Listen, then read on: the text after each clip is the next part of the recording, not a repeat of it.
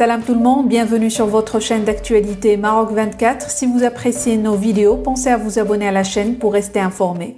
Aujourd'hui, vendredi 26 août 2022, on a choisi de mettre la lumière sur la ligne rouge que vient de franchir le président tunisien en recevant tambour battant le chef des milices du Polisario Brahim Ghali, la provocation de trop à l'égard du Maroc après une série d'actes hostiles et un alignement humiliant sur l'Algérie des caporaux. Le Maroc ne tarde pas sa réponse en rappelant son ambassadeur en Tunisie. Pour plus de détails, restez avec nous.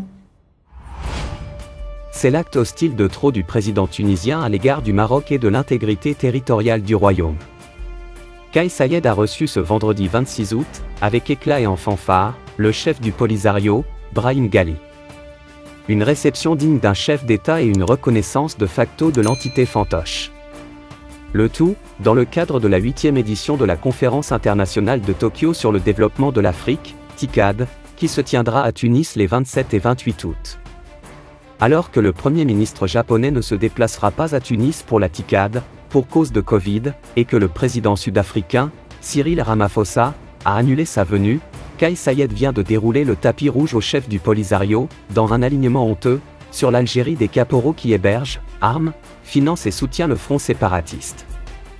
L'attitude du président tunisien est le dernier acte hostile d'une longue série. Le 29 octobre 2021, la Tunisie avait déjà fait fort, en s'abstenant du vote au Conseil de sécurité à New York, sur la résolution onusienne sur le Sahara marocain. Avec la Russie, la Tunisie avait été le seul pays à agir ainsi, alors que 13 autres pays ont voté en faveur de ce texte.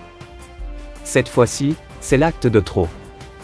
L'hostilité de la Tunisie, que l'ancien député algérien Elouari Tigarsi a qualifié de province algérienne, appelle à une révision par le Maroc de sa relation avec ce pays.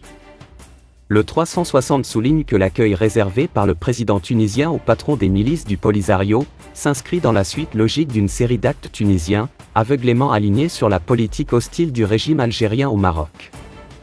Le 360 n'a eu de cesse d'attirer l'attention sur le suivisme de la Tunisie par rapport à son voisin de l'Est, surtout du tropisme algérien du chef de la diplomatie tunisienne, Othman Jerandi.